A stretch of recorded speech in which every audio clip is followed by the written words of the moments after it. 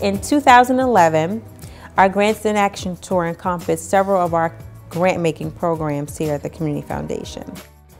The Grants in Action Tour featured the Greensboro Children's Museum's Edible Schoolyard, a Community Grants Program grantee. The Edible Schoolyard is a teaching garden and kitchen where children and their families learn how to grow healthy food and create delicious snacks and meals using fresh, local, organic ingredients.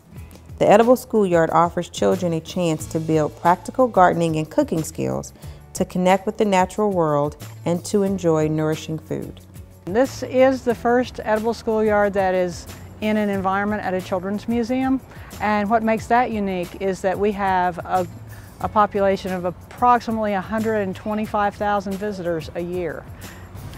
One of the really nice things about it being in downtown Greensboro is that it's very accessible, with bus routes, with the train station being just a little ways down the road, being across from the public library and the historical museum.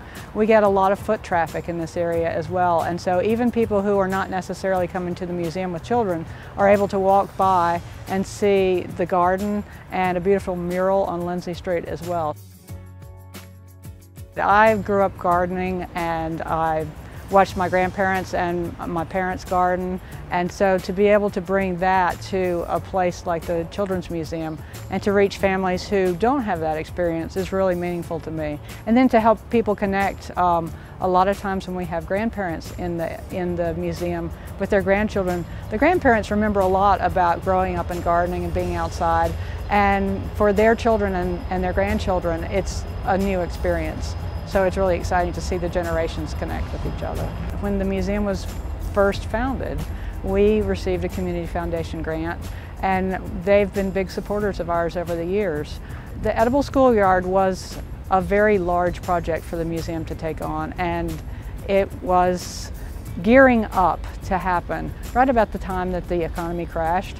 And so to have places like the Community Foundation be a big supporter of this project, and people who are involved in giving all around Greensboro to support this project at a time when it's difficult to support anything is really special to us. We're still working on identifying ways to become more accessible to everyone in the community.